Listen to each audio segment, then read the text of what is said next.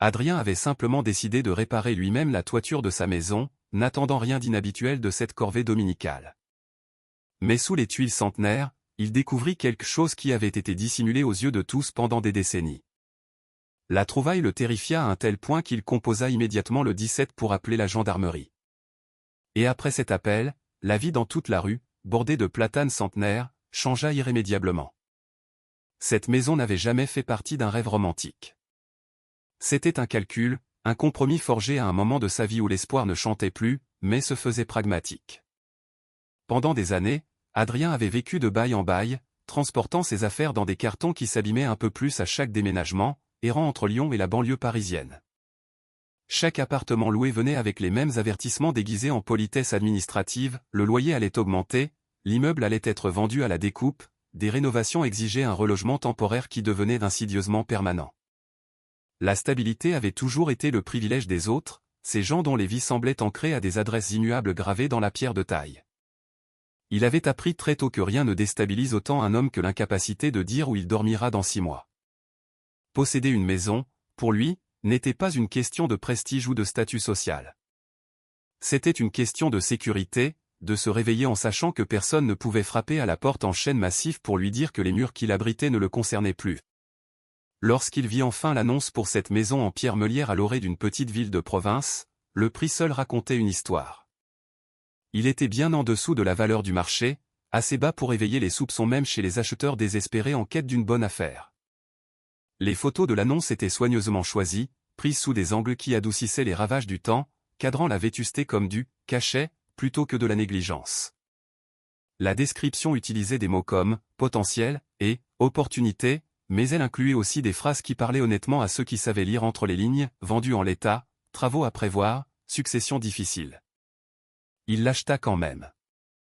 La décision vint après des nuits passées à fixer des tableurs Excel et des relevés bancaires, une tasse de café froid à la main, réalisant que l'argent qu'il jetait dans un loyer parisien exorbitant pouvait aller dans quelque chose de brisé, mais qui, au moins, lui appartiendrait. Il comprenait les risques. L'inspecteur en bâtiment avait été brutal, listant les problèmes sans fioriture, avertissant que les réparations ne seraient pas cosmétiques. La toiture seule était signalée comme un problème imminent. Son âge ne se mesurait pas en années, mais en époque. Pourtant, Adrien signa les papiers chez le notaire d'une main ferme, car l'instabilité lui avait déjà appris combien la peur pouvait coûter cher. Mieux valait affronter des problèmes connus de maçonnerie et de charpente que de continuer à dériver dans des espaces temporaires qui ne semblaient jamais vraiment être les siens. La ville elle-même, une commune ancrée dans ses traditions, ne faisait pas grand-chose pour accueillir les nouveaux venus. C'était petit, établi, façonné par une mémoire longue et rancunière. Les rues principales étaient bordées de devantures en briques et de boulangeries dont les enseignes avaient à peine changé depuis l'après-guerre, tandis que les zones résidentielles devenaient de plus en plus inégales à mesure qu'on s'éloignait du centre-ville et de son église gothique. Sa rue se trouvait à la frontière entre l'entretien et l'abandon, là où les maisons tenaient encore debout mais semblaient fatiguées de lutter contre la gravité. Les pelouses étaient tondues juste assez pour éviter les amendes municipales. La peinture s'écaillait en couches successives qui racontaient des histoires silencieuses d'entretien différés, et les porches s'affaissaient avec la patience de structures qui avaient appris à endurer les hivers rigoureux. Les voisins l'observaient derrière leurs rideaux de dentelle durant les premières semaines. Ils offraient des hochements de tête brefs, mais pas de nom, des salutations distantes sans invitation à l'apéritif. Il sentait l'évaluation silencieuse qui le suivait lorsqu'il marchait jusqu'à l'épicerie, la curiosité inexprimée sur la raison pour laquelle quelqu'un comme lui choisirait un endroit comme celui-ci. Il ne posait pas de questions, et eux non plus. Dans des villes comme celle-ci, la familiarité se gagnait avec le temps, pas avec la conversation. La maison elle-même paraissait presque douce vue de l'extérieur. Son toit en pente s'élevait au-dessus de la structure étroite, lui donnant une silhouette étrangement digne malgré l'usure. Le crépi portait les marques de l'âge, mais il était intact. La porte d'entrée, bien que voilée, se fermait avec un poids rassurant. Même la petite fenêtre de grenier, un œil de bœuf sous la ligne de toit, ajoutait une touche de caractère, suggérant un espace autrefois utilisé et maintenant oublié. Ce ne fut qu'après avoir franchi le seuil que la maison révéla sa véritable condition. Les planchers en parquet de chêne s'incurvaient là où les pas les avaient usés jusqu'à la corde. Les murs portaient des fissures capillaires qui s'étendaient comme des toiles d'araignée depuis les fenêtres et les encadrements de portes, preuve de décennies passées à se tasser et à bouger. L'odeur à l'intérieur n'était pas désagréable, mais elle était lourde, stratifiée avec des effluves de vieux bois, de cire d'abeille, de poussière et quelque chose de vaguement métallique qu'il ne pouvait jamais tout à fait identifier, comme le goût du fer sur la langue. Le grenier, accessible par une trappe étroite dans le plafond du couloir, le déstabilisait le plus. Ce n'était pas juste le désordre ou la chaleur étouffante piégée sous les ardoises. C'était le sentiment que l'espace avait été altéré puis ignoré, comme une pièce qui ne souhaitait plus qu'on se souvienne d'elle. Il essaya de faire la paix avec la maison lentement. Il répara ce qu'il put, colmata ce qu'il ne pouvait pas encore se permettre de fixer correctement. Chaque amélioration semblait mériter une petite reconquête de contrôle. Il apprit le rythme du bâtiment, la façon dont il craquait différemment selon la température, la façon dont certaines pièces gardaient le froid humide plus longtemps que d'autres. Pourtant, il ne lui faisait jamais entièrement confiance. Il y avait une réserve dans la maison, une impression qu'elle retenait quelque chose, bien qu'il ne pût jamais expliquer pourquoi il ressentait cela. L'argent restait serré. Chaque réparation entrait en concurrence avec les courses au supermarché et les factures d'électricité, et embaucher des artisans qualifiés était rarement une option. Il apprit à faire les choses lui-même, non par confiance, mais par nécessité. Il lisait des manuels, regardait des vidéos d'instruction tard dans la nuit, empruntait des outils quand il le pouvait. La maison exigeait une attention constante, et il lui donnait ce qu'il avait, croyant que la persévérance finirait par la transformer en quelque chose de fiable. La toiture était le seul problème qu'il ne pouvait ignorer éternellement. Après chaque orage, de nouvelles taches apparaissaient sur les plafonds, s'étendant lentement comme de l'encre sur du papier buvard. Les seaux et les serviettes devinrent des solutions temporaires, mais ils étaient des rappels humiliants que la plus grande faiblesse de la maison se trouvait directement au-dessus de lui. Les couvreurs donnaient des devis qui auraient aussi bien pu être rédigés dans une autre langue tant les chiffres étaient élevés. Chaque nombre confirmait ce qu'il savait déjà, il ne pouvait pas se les offrir. Quand la tempête arriva, elle débuta sans drame. La pluie commença doucement, tapotant contre les carreaux d'une manière qui sonnait presque réconfortante, comme une berceuse. Il supposa qu'elle passerait comme tant d'autres, mais le bruit s'intensifia, devenant plus lourd, plus délibéré, comme si le ciel avait décidé de se vider tout d'un coup sur sa seule maison. À la tombée de la nuit, la pluie était implacable. Il restait éveillé, l'écoutant marteler le toit, conscient de chaque gémissement et glissement au-dessus de lui. La première goutte tomba près de la fenêtre du salon. Elle atterrit sur le parquet avec un son doux mais indubitable. Il s'assit, écoutant, espérant que c'était un hasard. Ce n'en était pas un. Une autre goutte suivit, puis une autre, chacune marquant le début de quelque chose qu'il avait essayé de ne pas affronter.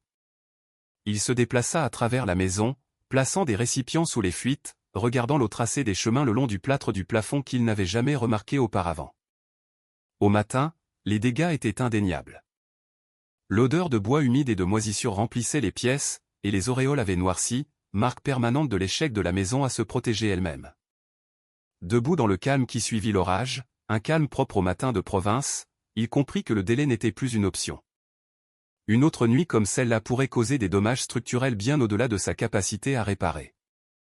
Il se tint sous le plafond endommagé et regarda vers le haut, sachant que la solution attendait quelque part là-haut, même s'il n'était pas prêt à affronter ce qu'elle pourrait révéler. La décision de monter sur le toit pesait plus lourd qu'elle n'aurait dû. Les hauteurs ne lui avaient jamais été favorables. Une chute, des années auparavant, lui avait appris le respect de la gravité, et depuis, il évitait les situations qui le plaçaient trop loin de la terre ferme. Mais la peur ne payait pas les réparations, et elle n'empêchait pas l'eau de trouver son chemin à l'intérieur. Si la maison devait rester la sienne, il devrait la rencontrer à ses propres conditions. Il se prépara soigneusement, traitant la tâche comme un rituel plutôt que comme une réparation. Il inspecta l'échelle 2 fois, la sécurisant fermement contre le mur de pierre. Il rassembla ses outils lentement, vérifiant et revérifiant ses fournitures, comme si la minutie pouvait le protéger de ce qu'il ne pouvait prédire. Il chargea son téléphone à bloc et le glissa dans sa poche, se disant que c'était seulement pour les urgences, bien qu'il ne pût définir quel genre d'urgence il attendait. Avant de grimper, il fit une pause dans la cour et regarda le toit. D'en bas, il paraissait inchangé, comme si la tempête n'avait laissé aucune marque.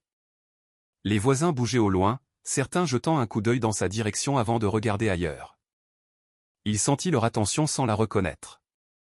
Conscient que cet acte d'auto-réparation le marquait comme différent, peut-être téméraire, peut-être désespéré, il prit une inspiration, sentant l'odeur de la terre mouillée, et posa son pied sur l'échelon. Chaque pas vers le haut serrait sa poitrine, mais il continuait à bouger, se concentrant sur la tâche immédiate plutôt que sur la peur rampant au bord de ses pensées. Au moment où il atteignit la ligne de toit, ses mains étaient moites de sueur malgré l'air frais automnal. Il se hissa sur le toit et s'y assit brièvement, laissant son corps s'ajuster, écoutant les sons faibles du quartier en contrebas, le chant d'un coq lointain, le bruit d'une mobilette. De près, le toit racontait une histoire différente de celle vue du sol. Des matériaux de différentes périodes se chevauchaient d'une manière qui avait peu de sens structurel. Les réparations avaient été superposées plutôt que remplacées, chacune cachant les dommages en dessous plutôt que de traiter la source. En déplaçant son poids, il remarqua des zones qui répondaient différemment, certaines solides, d'autres sonnant creux. La maison était plus vieille que son apparence ne le suggérait, et son toit portait les cicatrices de chaque décennie endurée. Il se déplaça lentement, inspectant les sections au-dessus des pièces qui avaient subi les pires fuites. Le motif était incohérent, et cela le déstabilisait. L'eau suivait les chemins de moindre résistance, mais ici, les chemins semblaient intentionnels, guidés. Il le ressentit à nouveau, ce faible sentiment que la maison avait été façonnée par des décisions humaines plutôt que par la seule négligence. Alors qu'il travaillait, le soleil matinal montait plus haut, réchauffant les tuiles et apaisant légèrement sa tension. Pourtant, sous ce calme de surface, quelque chose persistait. La maison, silencieuse et immobile, semblait attendre. Et bien qu'il ne pût pas encore nommer la raison, il se sentit certain que réparer le toit exigerait plus que des clous et des morceaux de zinc. Cela exigerait des réponses, et il se tenait déjà au seuil de questions qu'il n'avait jamais eu l'intention de poser. Il resta assis un moment de plus qu'il n'avait prévu, laissant le rythme régulier de sa respiration se réaffirmer contre la hauteur. De cet angle, la rue semblait plus petite, comme si le quartier avait été aplati et rendu silencieux, mais les sons en bas restaient familiers. Une voiture distante, le cliquetis faible d'une poubelle traînée sur le béton, l'aboiement étouffé d'un chien quelque part derrière une clôture. Ces bruits ordinaires auraient dû l'ancrer. Au lieu de cela, ils rendaient le toit encore plus séparé, comme un monde mince et précaire suspendu au-dessus de la vie quotidienne. Il se rappela qu'il était monté ici pour une raison simple. La maison fuyait. La maison avait besoin d'être protégée. C'était tout. Pourtant, dès qu'il commença à se déplacer sur les ardoises, le toit refusa de se comporter comme une simple surface. Sa texture changeait sous ses mains et ses genoux de manière subtile. Certaines zones lui donnaient la résistance rassurante du bois sec sous la couverture. D'autres semblaient étrangement vides, comme si son poids passait sur des poches d'air. Les différences n'étaient pas aléatoires.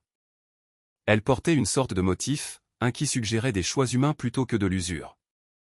Il se força à aller lentement. Il testa chaque pas avant d'engager son poids. Le toit avait cette odeur particulière que les vieilles structures portent après la pluie, goudron chauffé, pain vieilli, une pointe d'humidité persistante dans les endroits où le soleil ne pouvait atteindre. Il suivit les lignes où les tuiles se rencontraient et se chevauchaient, cherchant des espaces, des bords soulevés, n'importe quoi qui pourrait expliquer pourquoi l'eau avait trouvé son chemin à l'intérieur. Les premiers signes étaient ce qu'il attendait, séparation capillaire, matériaux fissurés, clous poussés vers le haut comme des os têtus, un toit qui avait vécu trop longtemps. Puis il commença à remarquer ce qui ne collait pas. Près du faîtage central, des sections de la couverture avaient été remplacées à différents moments, mais sans aucune cohérence. Une pièce de réparation plus récente était assise à côté de plus anciennes, mais la transition était trop nette, trop soigneusement repliée. Par endroits, les clous n'étaient pas seulement plus récents, ils étaient d'un type entièrement différent, les têtes plus larges, le métal moins corrodé, forgé d'une autre manière. Quelqu'un n'avait pas simplement réparé le toit quand il avait échoué. Quelqu'un avait travaillé dessus avec un but plus spécifique. Il rampa vers la zone au-dessus du salon où les premières gouttes étaient tombées pendant la tempête.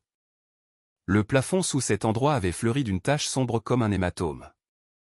La fuite n'avait pas été un point d'entrée unique. Elle s'était étendue comme si l'eau avait voyagé le long d'une couture cachée. Ici haut, il chercha cette couture, traçant le chemin où l'humidité aurait pu s'accumuler et glisser à travers.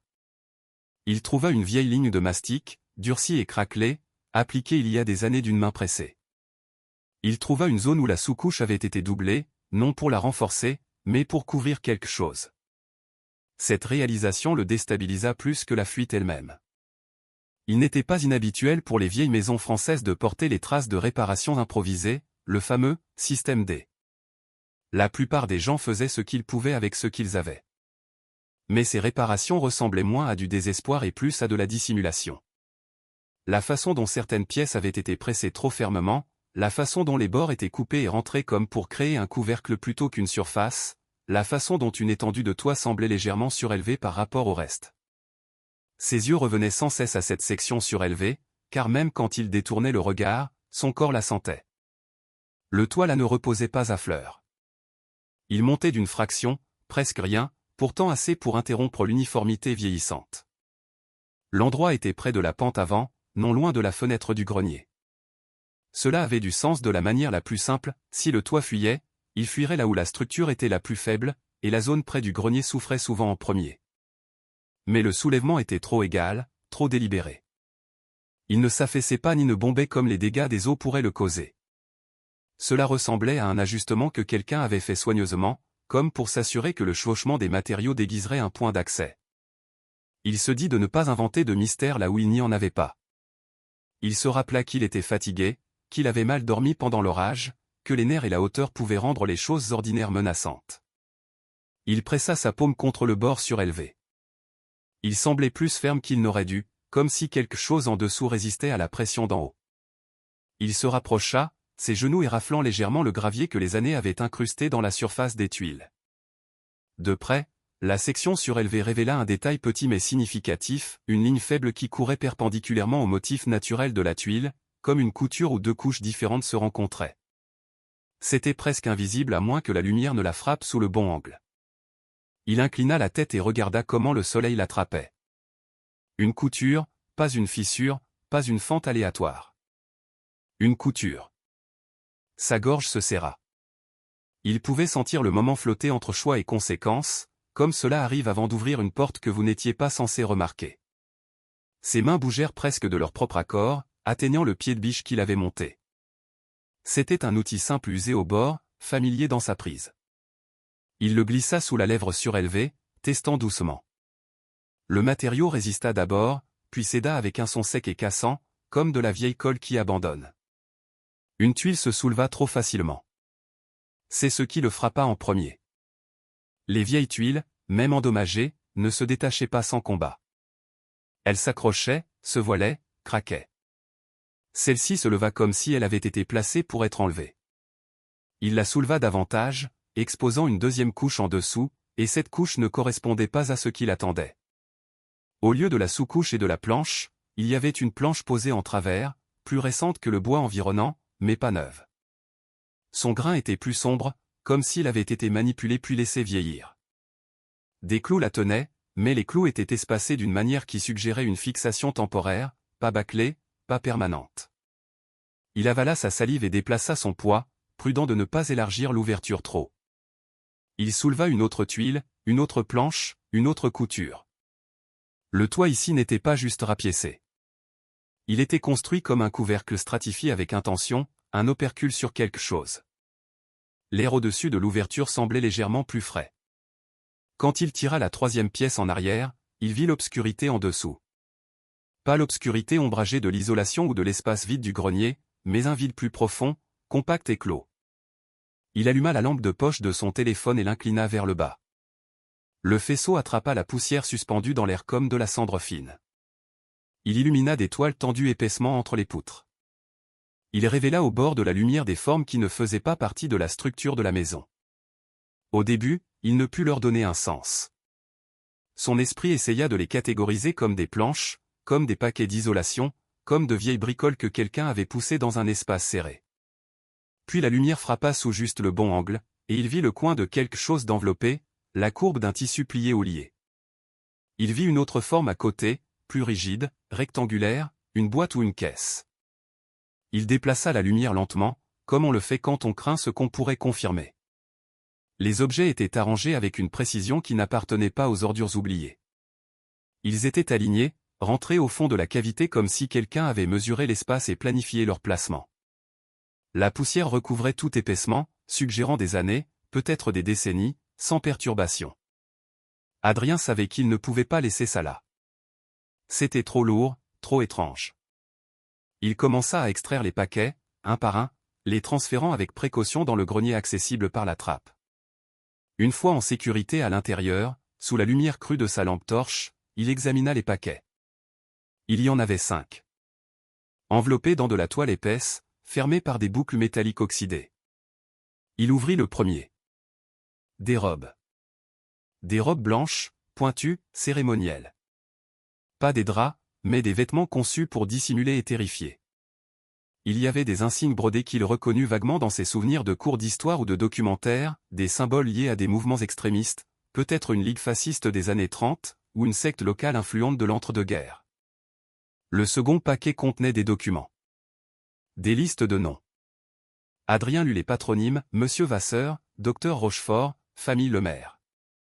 Des noms qu'il voyait tous les jours sur les plaques des rues, les devantures des magasins, ou sur les monuments aux morts du village. Son cœur battait la chamade. Sa maison n'avait pas seulement abrité des objets, elle avait été le quartier général, ou du moins une cache, pour les notables de la ville impliqués dans une ombre historique. Il prit des photos, ses mains tremblant légèrement. Il ne pouvait pas garder le silence. Ce n'était pas juste de la vieille paperasse, c'était la preuve d'une complicité collective, d'une haine organisée qui avait dormi sous son toit. Il appela la gendarmerie. L'attente fut interminable. Quand les gyrophares bleus balayèrent enfin la façade de pierre, illuminant les volets clos des voisins, Adrien sut que l'anonymat de sa vie ici était terminé. La police entra, traita la maison comme une scène de crime historique. Les experts arrivèrent plus tard, confirmant l'authenticité et la gravité des trouvailles. Le village, forcé de confronter son passé, ne regarda plus jamais Adrien de la même façon. Certains avec honte, d'autres avec colère. Mais la maison, elle, semblait enfin respirer, débarrassée de son lourd secret.